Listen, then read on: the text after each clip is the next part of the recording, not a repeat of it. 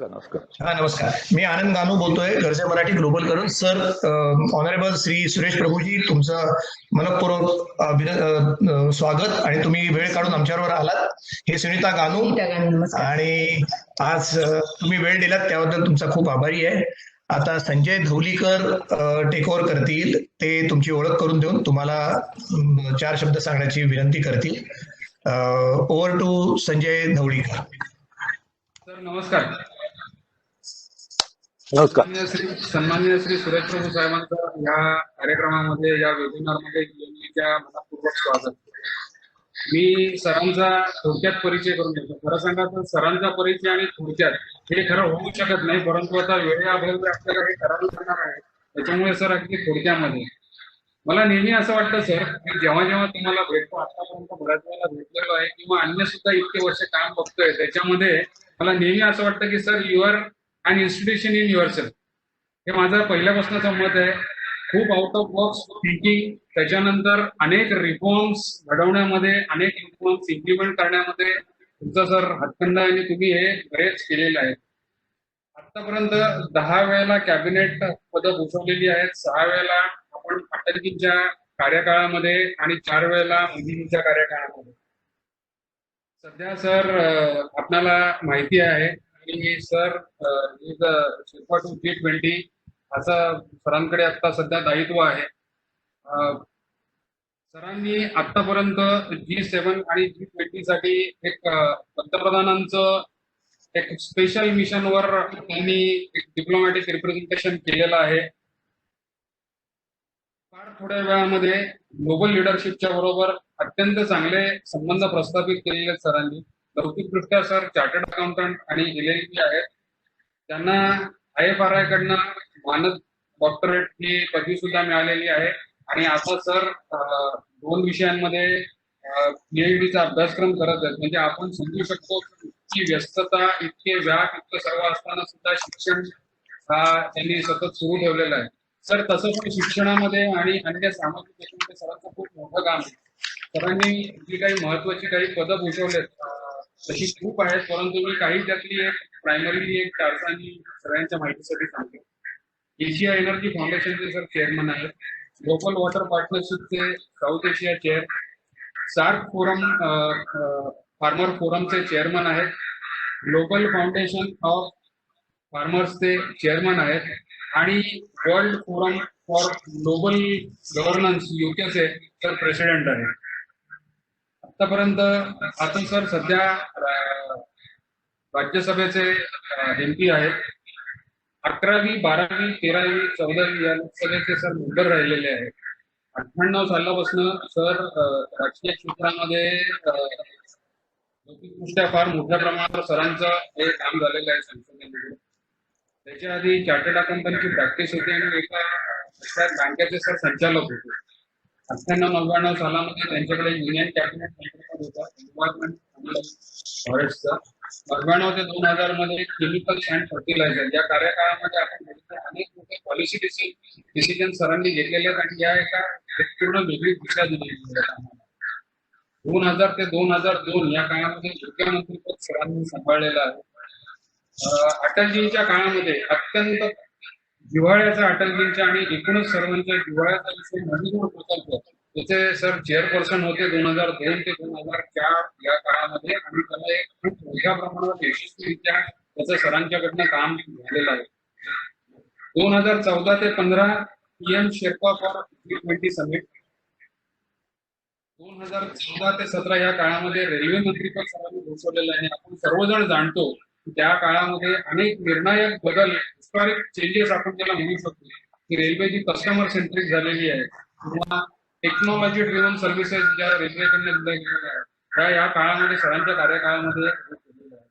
2017 ते 19 मध्ये सरांकडे 2 major portfolio होते. त्याच्यामधला एक सिव्हिल एव्हिएशनचा होता की त्याच्यामध्ये त्यांनी रिजनल कनेक्टिव्हिटी स्कीम इम्प्लिमेंटेशन, उडान जी आपण म्हणतो की आज मोठ्या प्रमाणावर त्याचा आपण बघतो की इतका फायदा या भारत देशाला होतोय.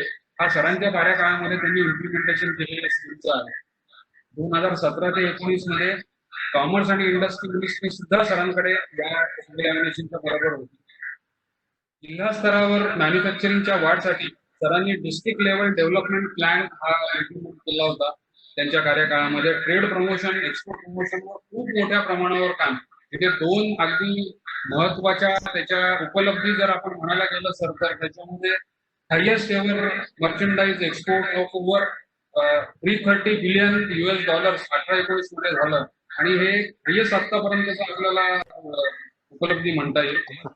त्याच्यानंतर massive cut in trade deficit of $10 billion with China in 1 year. म्हणजे first time ever in 30 years trade deficit with China was reduced. Investment प्रमोशनवर पण खूप मोठ्या प्रमाणावर सरांचं काम झालेलं आहे. सरांनी जिथे जिथे जे जे म्हणून काम केलेलं आहे, खूप यशस्वीपणे पॉलिसी मेकिंग, इम्प्लिमेंटेशन याच्यावर सरांचं काम झालेलं आहे. आज आपल्याला या आताच्या काळामध्ये आपल्याला या ग्लोबल स्तरावर सरांचं मार्गदर्शन आपल्याला मिळणार आहे. मी सरांना विनंती करतो, सर आपण आम्हाला सगळ्यांना आता देश विदेशातले सगळे या वेबिनारसाठी जोडले गेलेले आहेत, आपण आम्हाला संबोधित करावं. आपले खूप खूप धन्यवाद मानतो आणि आपल्याला विनंती करतो की आपण आम्हाला संबोधित करावं. Please everybody mute your on self. लोक अनम्यूट करतायत स्वतःला. Please mute your self all.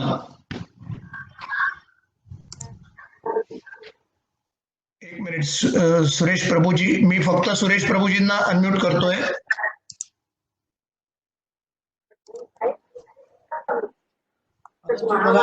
केलं बघा पण. अरे यार, लोक अनम्यूट करतायत स्वतःला. Mute all. मी सुरेश प्रभूंना फक्त हे करतो आता. एक मिनिट. हा, प्रभूजी दिसत नाहीत आता. Just 1 minute. I am Suresh Prabhu. आता पार्टिसिपंट आहे. पार्टिसिपंट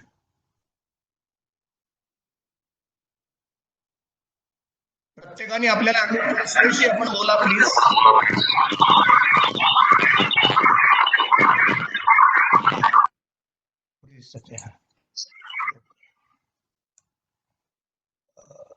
कुठे आहे त्यांना ऑडिओ कनेक्शन?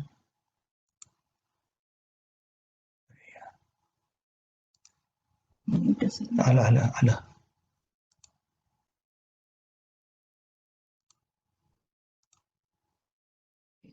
हो हो सुनीता, जरा 1 मिनिट थांब. Just minute sir.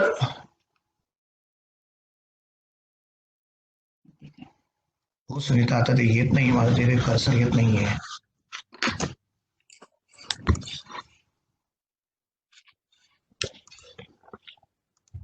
Okay sir, चालू करा प्लीज. सर प्लीज चालू करा.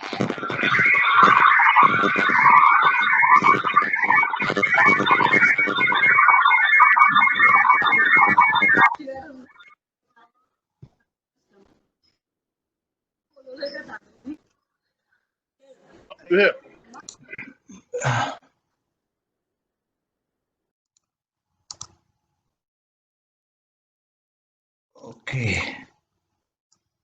Okay sir please. नमस्ते.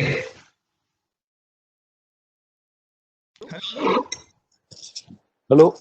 हा सुरेश सर बोला प्लीज. तो धन्यवाद मंडळी. मी सर्वप्रथम आपल्या सर्व परदेशात असलेल्या आणि देशांतर्गत देखील या कार्यक्रमात सहभागी झालेल्या सर्व मराठी बंधू भगिनींचं मनपूर्वक स्वागत करतो आणि अशी आशा करतो की आपण आपापल्या घरीच म्हटलं पाहिजे की आपण आपापल्या घरी सुरक्षित असाल आणि राहावं अशी परमेश्वराच्या चरणी प्रार्थना. कारण हे दिवस हे खरोखरच अत्यंत काळजी करणारे दिवस आहेत. तुमच्यापैकी काही मंडळी जे अमेरिकेला असतील त्यांच्यावरही संकट आहे, जे युरोपमध्ये आहेत ते एका संकट अवस्थेतून जात आहेत. भारतामध्ये देखील परिस्थिती आटोक्यात असली तरी देखील काळजी करण्यासारखी परिस्थिती संपूर्ण जगभर आहे. आणि अशा परिस्थितीमध्ये मी श्री ढवळीकरांना मनापासून धन्यवाद देतो की त्यांनी कार्यक्रम आयोजित केला आणि आपल्या गानू साहेबांच्या अध्यक्षतेखाली ज्या कार्यक्रमामध्ये आपण खरोखरच ही परिस्थिती संपल्यानंतर काय करायचा विचार करणार. आजची परिस्थिती आहेच, कठीण आहे, अडचणीची आहे, परंतु आपल्याकडे नेहमीच एका जवळजवळ प्रत्येक मराठी घरामध्ये अनेक संत वचन लिहिली असतात. त्यापैकी एक वचन अनेक घरामध्ये आपल्याला दिसतं की हेही दिवस जातील. आणि म्हणून मला नक्की खात्री आहे की हे दिवस देखील नक्कीच जातील आणि लवकरच जातील. परंतु प्रश्न असा येतो, हे दिवस गेल्यानंतर काय होणार आहे? मला वाटतं त्याचा विचार खरोखरच आपल्या सगळ्यांना एकत्र येऊन करण्याची गरज आहे. जगातल्या अनेक देशांमध्ये तुम्ही राहता, त्यामुळे मला सांगायची गरज नाही, परंतु जगातल्या जवळजवळ प्रत्येक देशाची परिस्थिती गंभीर आहे. मी सहज एक आकडेवारी चालत होतो, तर खरोखरच एक इंटरेस्टिंग गोष्ट लक्षात आली. आता म्हणाले की मी G20 देखील माझ्याकडे आहे. G20 देश जे आहेत, 20 देश, त्यांची एकंदर अर्थव्यवस्थेचा विचार केला तर जवळजवळ जगाच्या 86% जागतिक ढोबळ उत्पन्न जीडीपीच्या, पण त्या सगळ्या 20 देशांची मिळून जीडीपी आहे. परंतु आश्चर्याची गोष्ट अशी की जवळजवळ 80% जास्त जे या करोनाने रोगग्रस्त लोक आहेत, हे या G20 देशामध्येच आहेत. आणि जवळजवळ 85 ते 90% लोक ज्या रोगाने मृत्यू पडले ते देखील या G20 मध्येच आहेत. म्हणजे पुढारलेले देश या रोगामध्ये देखील त्रासलेले आहेत आणि आर्थिकदृष्ट्या देखील पुढारलेले आहेत. आणि आतापर्यंत अशी आपली एक समज होता की पुढारलेल्या देशांना अशा रोगराईंचा कधी त्रास होणार नाही. ही थर्ड वर्ल्ड कंट्रीचा प्रॉब्लेम, जे अजूनही मागासलेले देश आहेत त्यांच्या दृष्टीची समस्या आहे. परंतु आज सगळेजण खडबडून जागे झालेत ही समस्या आपली सगळ्यांची आहे. आणि मग जर सगळ्यांची असेल तर बऱ्याचदा आपण म्हणतो की nature is a great leveller. मला वाटतं this particular disease also has proved to be a great leveller. It has brought us to realise that no one should now feel immune from the global problem. अशा परिस्थितीमध्ये मला वाटतं या सगळ्यांना उद्याच्या दिवसामध्ये श्री ढवळीकरांनी विषय ठेवलाय की उद्याचा भारत कसा असेल आणि या उद्याच्या होणाऱ्या भारतामध्ये आपल्या सगळ्यांना काम करण्याच्या काय संधी असतील. आज सगळ्याच अर्थव्यवस्था ज्याप्रमाणे अडचणीत आहेत, तसेच भारतामध्ये देखील जो आपला जीडीपीचा वाढीचा दर होता तो निश्चितपणे कमी होईल. काल रिझर्व्ह बँक ऑफ इंडियाच्या म्हणण्याप्रमाणे तो निगेटिव्ह टेरिटरीमध्ये देखील असेल. परंतु ही एक तात्पुरती गोष्ट आहे. It's a transitory phase.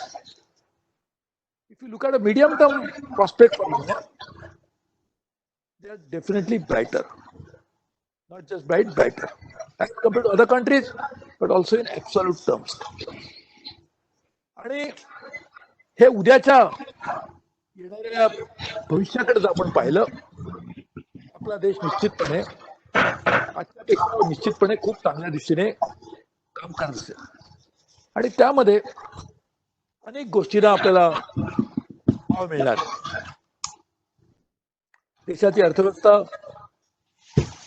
आजही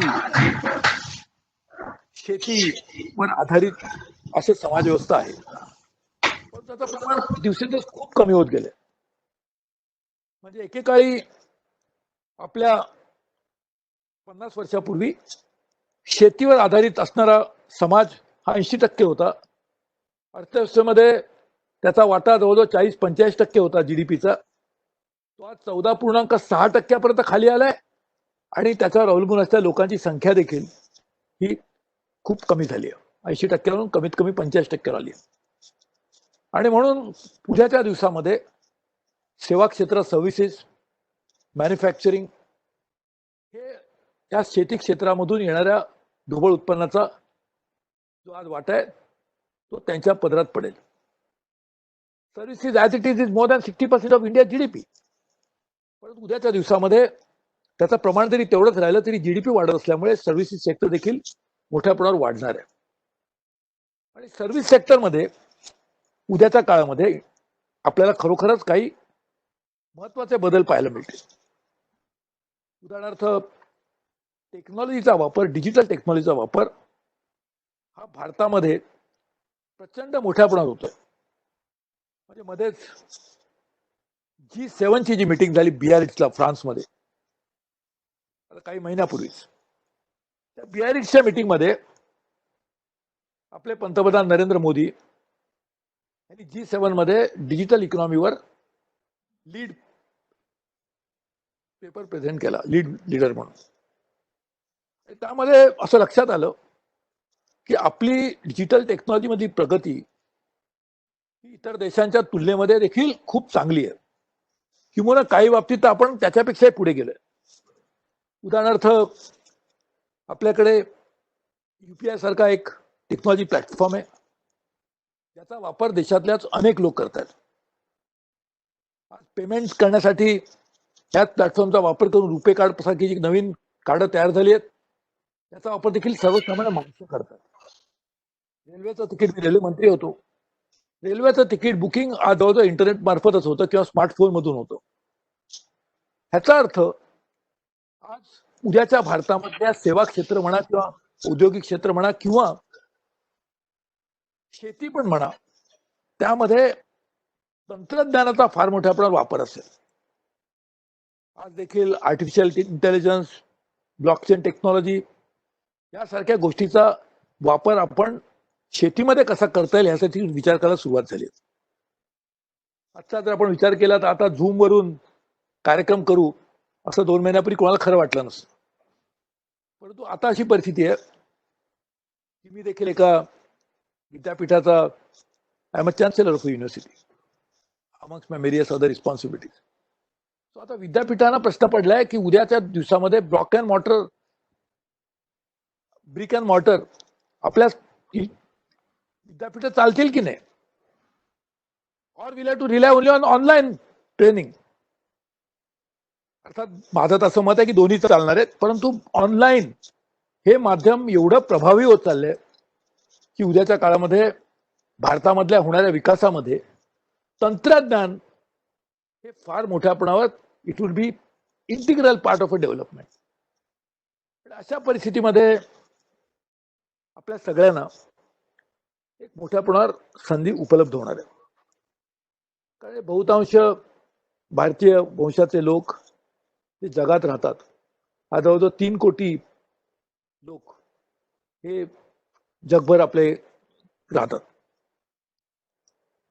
आणि अशा या लोकांना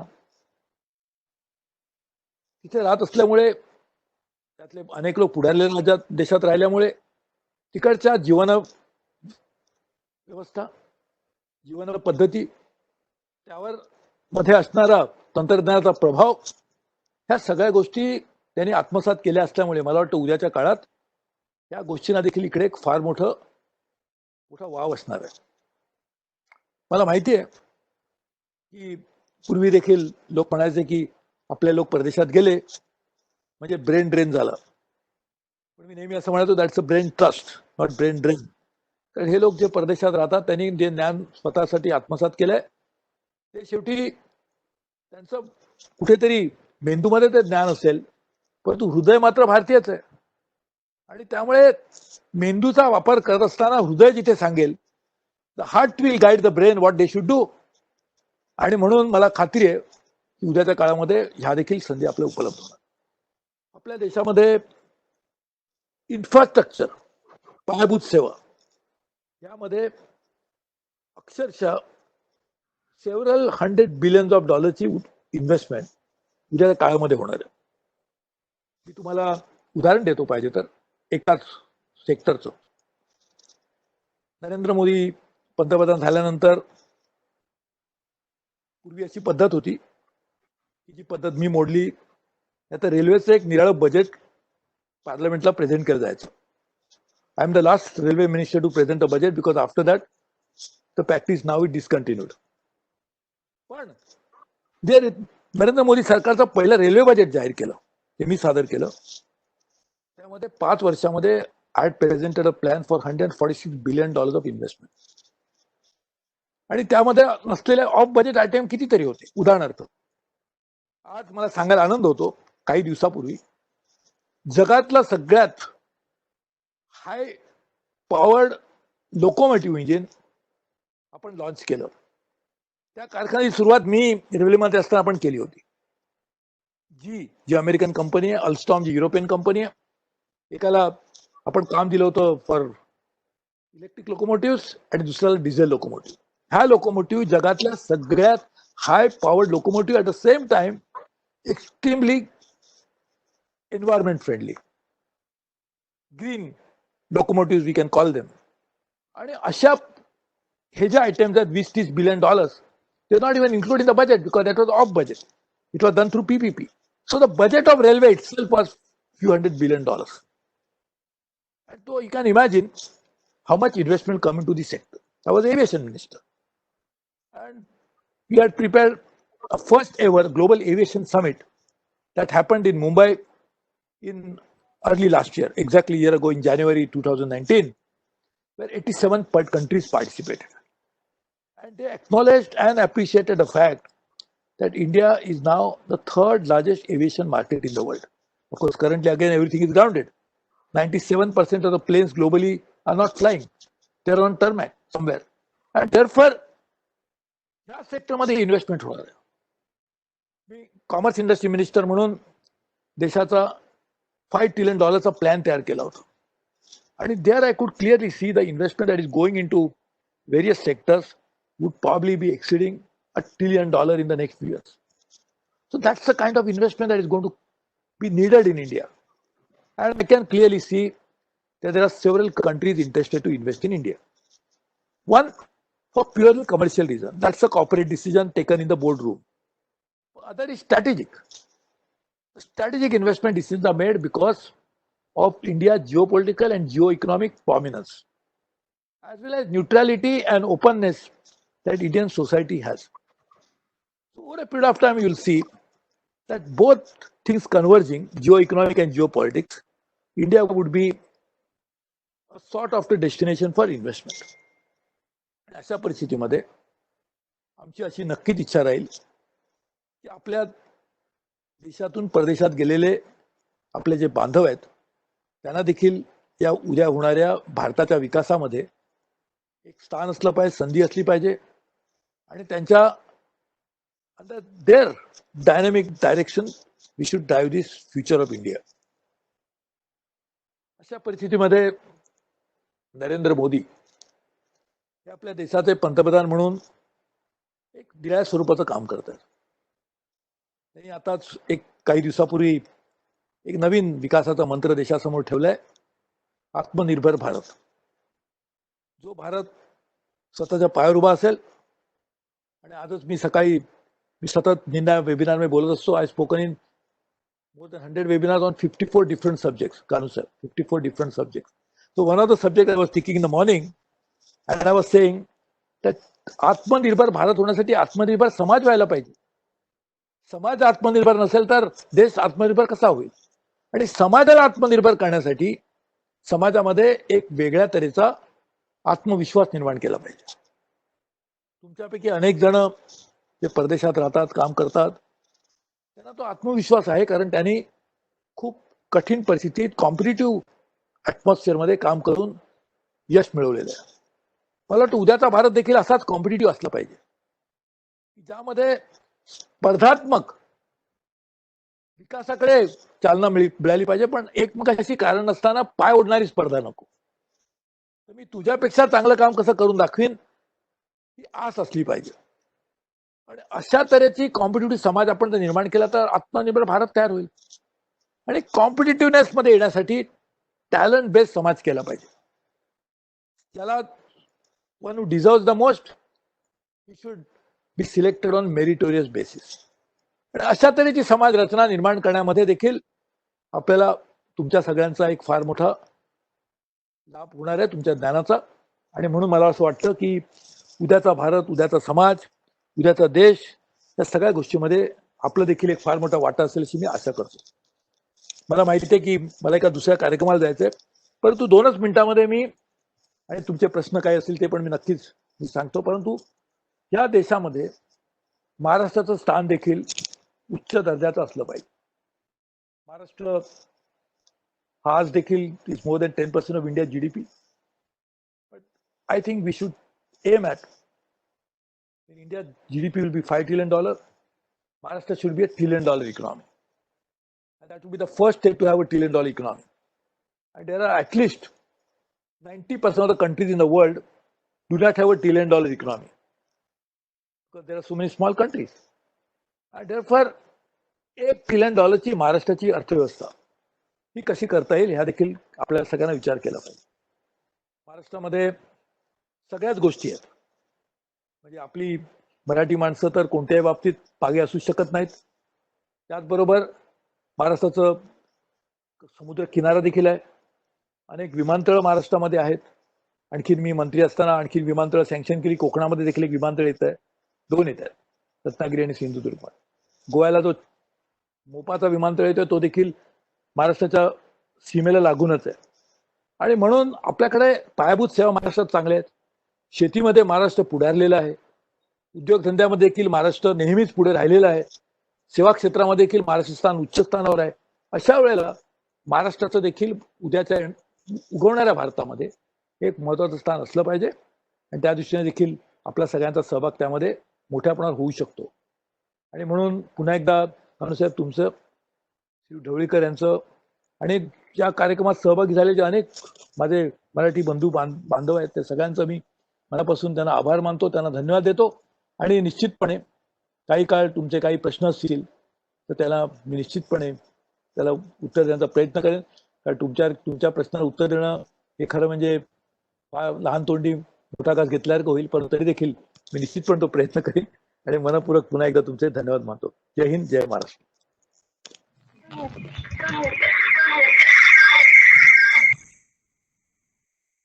मला स्वतःला अनम्यूट केलंय. फक्त सर थँक्यू व्हेरी मच आणि तुमचे खूप धन्यवाद. तुम्ही वेळ दिलात. एक किती मिनिटं आहेत? 10-15 मिनिटं आहेत का आपल्याकडे?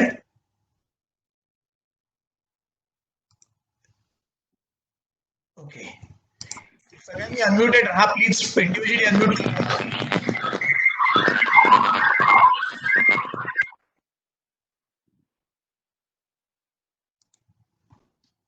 हॅलो,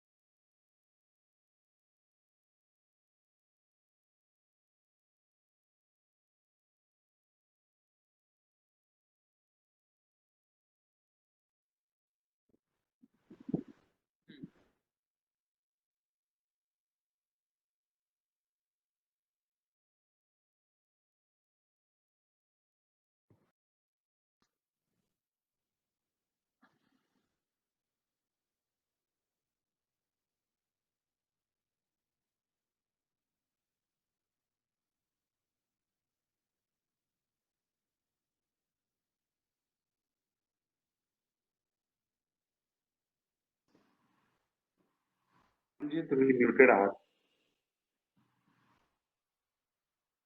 आनंदींचा आवाज येत नाहीये. अनम्यूट केलंय. ज्यांना प्रश्न विचार त्यांनी फक्त अनम्यूट करा आणि प्रश्न विचारा. कोणाला प्रश्न विचारायचे ते विचारा सरांना प्रश्न. हॅलो सर, मी प्रश्न विचारू. प्रोफेसर थोरात बोलतोय मी. हा, बोला बोला सर. हा सर, मला खूप तुमचं भाषण आवडलं आणि अगदी सुरेख तुमचे विचार आहेत. तुम्ही एक खूप चांगला विषयावरती तुम्ही मार्गदर्शन केलंय. ते म्हणजे आत्मनिर्भर भारत होण्यासाठी आत्मनिर्भर समाज होणे जरुरी आहे. मेरिटोरियस समाज होणे जरुरी आहे. तर हे मेरिटोरियस समाज बनवण्यासाठी काय व्यवस्था करावी लागेल आपल्या भारताला, म्हणजे जे करून मेरिट तयार होईल आणि त्याचं नर्चर करता येईल आणि मग त्याला चालना पुढे देता येईल. यामध्ये अनेक गोष्टीचा समावेश होतो. एकतर आत्मनिर्भर समाज करण्यासाठी त्या समाजाला संस्कार करणारी एक व्यवस्था निर्माण झाली पाहिजे. आणि संस्कार देण्याचं एक महत्वाचं माध्यम शिक्षण आहे. आणि म्हणून शिक्षण परिस्थितीमध्ये, शिक्षण पद्धतीमध्ये देखील आपल्याला आमूलाग्र बदल करायला लागतो. शिक्षणामधून तांत्रिक बाबीचं ज्ञान तर निश्चितपणे मिळतं आणि ते मिळालंच पाहिजे. परंतु शिक्षणाचा एक गाभा जो आहे, शिक्षणाचा पूर्ण आधार जो आहे, हा खरं म्हणजे एक समाजाला निराळा विचार देण्यासाठी पण असला पाहिजे. आपण म्हणतो चीनचं उदाहरण दिलं तर चीनमध्ये प्रत्येक चीन माणूस हा पहिल्यांदा मी चीनी असा विचार करतो. त्यानंतर मला वाटतं हा देखील एक विचार आपल्याला संपूर्ण माणसाच्या मनामध्ये बिंबवावा लागेल. त्यांच्या मनावर संस्काराच्या माध्यमातून द्यावे लागतील. त्याचबरोबर आपल्याला शिक्षण बरोबर वर्क कल्चर जे आहे देशात, हे देखील बदलण्याची गरज आहे. की प्रत्येक माणसाने आपलं काम करत असताना मी नोकरी करतोय, धंदा करतोय, ह्याचा मला लाभ झाला पाहिजे, बरोबरच आहे. त्याचबरोबर आणखी काहीतरी मी या समाजाचा आणि देशाचा देणं लागतो ह्याविषयी विचार करण्याची, आणि त्यासाठी काही संस्थांना पुढे येऊन काम करावं लागेल. संस्कारावर आधारित समाज रचना केली. माझं ओळख म्हणाले मी सहकार क्षेत्रात देखील बरेच वर्ष काम केलं. सहकार क्षेत्रामध्ये मी अगदी गावापासून ते जागतिक पातळीवर इंटरनॅशनल कॉर्पोरेट अलायन्स सगळीकडे काम केलं. त्या सरकारमध्ये एक चांगला मंत्र आहे की बिना सावकार नाही उद्धार, असं एक म्हणतात की सरकार रिज्युनेट. त्याला दोन एकाने सांगितलं की बिना संस्कार नाही सहकार, संस्कार आधारित सहकार व्यवस्था निर्माण झाली पाहिजे. मला वाटतं तुम्ही जो प्रश्न विचारला त्याचं उत्तर एवढंच आहे की आपल्याला संस्कार आधारित समाज कसा निर्माण करता ते पाहण्याची आवश्यकता आहे. ज्याला कोणाला प्रश्न विचारायचे त्यांनी हात वरती करा, मी त्याला अनम्यूट करीन. हा या ओके, मी प्रशांत बेलवलकरना अनम्यूट करतोय. हा Prashant Belwalkar, go ahead. सुरेशजी, thank you so much. आज तुमचं जे आतापर्यंत मार्गदर्शन झालं त्याचा खूपच लाभ आम्हाला होईल याची नक्की आम्हाला खात्री आहे. पटकन थोडक्यात प्रश्न विचारतो. काही दिवसांपूर्वी न्यूज होती की ऑस्ट्रेलिया सारख्या धर्तीवरती भारतामध्ये देखील आपण एक सिंगल पॉइंट ऑफ कॉन्टॅक्ट असलेली ट्रेड अँड इन्व्हेस्टमेंटची sort of a committee form करणार आहात किंवा ऑर्गनायझेशन फॉर्म होणार आहे. तर त्याचं कुठपर्यंत काम आलेलं आहे? कारण आम्ही बघतो युके मधलं युके ट्रेड किंवा ऑस्ट्रेलिया मधलं ऑस्ट्रेड किंवा न्यूझीलंड मधलं न्यूझीलंड ट्रेड अँड एंटरप्राइज, हे लोक as a single point of contact towards all industries खूप मदत होते त्याची. आता आपल्याकडे कोणाबरोबर बोलायचं, म्हणजे फेकी बरोबर बोलायचं, असोकॅम बरोबर बोलायचं का दुसऱ्या कुठल्या तरी असोसिएशन बद्दल बोलायचं? याचं इतके असोसिएशन आहेत आणि इतके गव्हर्नमेंट ब्रांचेस आहेत की ते कळणं बाहेरच्या लोकांना आम्हाला खूप कठीण पडतं. त्यामुळे from a business point of view a single point of contact किंवा सिंगल एंटिटी जर असेल तर नक्कीच त्याचा खूप मदत होईल आम्हाला from an outside to looking inside point of view. त्याच्याबद्दल आपलं काय मत आहे? Institution called invest India. Invest India ही जी संस्था आहे that is takes care of inbound investment in the country, ती पण माझ्या अंडरच होती मी कॉमर्स इंडस्ट्री मिनिस्टर असताना. आणि हीच संस्था आणखीन थोड्याशा वेगळ्या स्वरूपामध्ये हे नवीन येणारी जबाबदारी देखील स्वीकारणार आहे. Invest India will be the institution which will be the nodal agency for inbound investment. Okay, कोणाला प्रश्न असेल त्यांनी हात वरती करा. Anand, Dr. Dabli will be the next person. Dr. Dabli, Praveen Dabli. Yeah, Praveen Dabli, you are unmuted. Please ask the question. Dr. Praveen Dabli. Yeah, Praveen Dabli, please ask the question. Praveen Dabli, please ask the question quickly. Dr. GD Yadav next, Anand. Okay, Praveen Dabli विचारत नाहीयेत, मी GD Yadav कडे जातो. प्रभू साहेब, आपल्याला बऱ्याच दिवसांनी बघून मला आनंद झाला. मला एक प्रश्न विचारायचा होता की महाराष्ट्रामध्ये जी गुंतवणूक होणार होती नाणारच्या प्रकल्पामुळे, त्याचा सगळ्या राज्याचाच नाही तर देशाचा फायदा झाला होता, ते थंडावलेले आहे. त्याच्यासाठी काय करावं लागेल आपल्याला?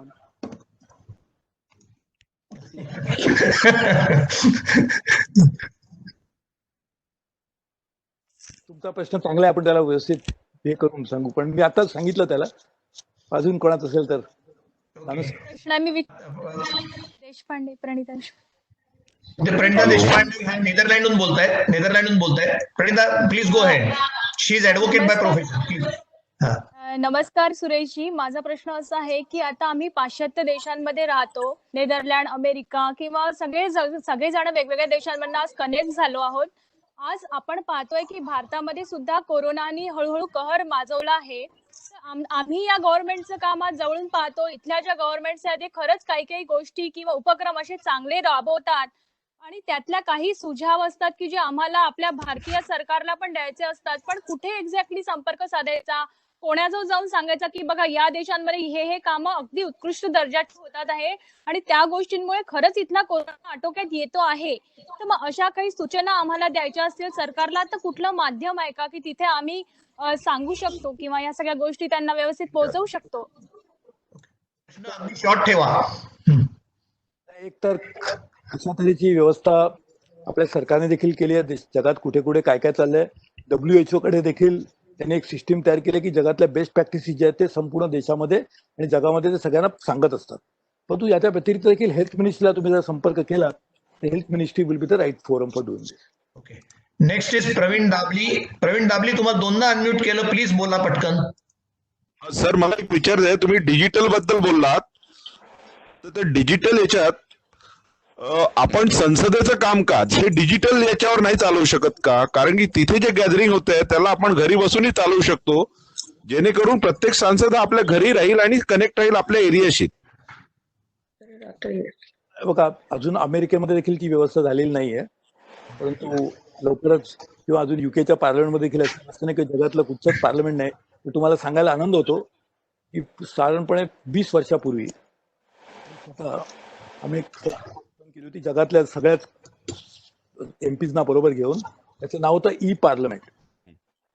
We should globally on e parliament basis. We are quite ahead of our time and that organization is still working and we are actually a lot of countries are members of that, but no parliament in the world yet has gone fully online. That means we are also online. We have so many transactions we do in parliament is also online. पण त्या तऱ्हेचं completely कधी parliament जायलाच लागू नये आणि घरी बसूनच parliament चालावं अशी व्यवस्था आपल्याकडे अजून झालेली नाही, परंतु इंडियामध्ये देखील ती निश्चितपणे होईल याची मला खात्री आहे. सर किती मिनिटं आहेत अजून तुमच्याकडे? सर तुमच्याकडे किती मिनिटं आहेत? किती वेळ आहे सर? किती वेळ आहे तुमच्याकडे अजून? मला जर जायचं. ओके. एक लास्ट शेवटचा ढवळीकर समारोप करतील. आमच्या बरोबर जपानची टीम आलेली आहे, त्यांना काही विचारायचे. ढवळीकर पटकन विचारतील. Dhavalikar please take over and say word of thanks also.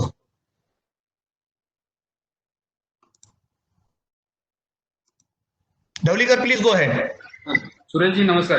जपानची आमची टीम आहे, त्यांना आता जिथे काही भारतामध्ये काही कंपन्या घेऊ इच्छितात त्या संबंधी काही त्याच्याबद्दल काही कंपन्यांसाठी त्यांचं एक हे आहे, तर ते आम्ही तुमच्याबरोबर सेपरेटली डिस्कस करू. कारण आता तुमच्याकडे वेळ खूप कमी आहे, तर त्याच्यामुळे आणि आपण या याच्यात सहभागी झालात, आपण आपला अमूल्य वेळ दिलात इतक्या या गर्दीच्या आपल्या बहुमूल्य याच्यामध्ये, त्याच्याबद्दल आपले धन्यवाद. परत आम्हाला असं आवडेल की आपण परत कधीतरी आम्हाला असा एक तासाभराचा वेळ द्यावा. नक्की निश्चितपणे कधी तुम्ही सांगा त्यावेळेला. आधी आपण अर्धा तासाचा वेळ ठरला होता, पण आता पाऊण तास होऊन गेला तरी देखील मी तुमच्यावर आहे, कारण फक्त दुसरा कार्यक्रम आहे ते लोक मला अजून त्या कार्यक्रमाला जायचं म्हणून तुमची रजा घेतो. परंतु आपण एकत्र काम करू आणि निश्चितपणे आपण एकत्र येऊन एक नवीन समाज घडण्यासाठी ज्या गोष्टीची आवश्यकता त्या निश्चितपने करू. मी ढवळीकर साहेब तुम्हाला धन्यवाद देतो, गानू साहेब तुम्हाला धन्यवाद देतो आणि ज्या मंडळींनी या कार्यक्रमात सहभागी झाले त्यांच्याशी मला संवाद साधण्याची संधी मिळाली त्या मनापासून धन्यवाद देतो. जय हिंद, जय महाराष्ट्र. जय महाराष्ट्र.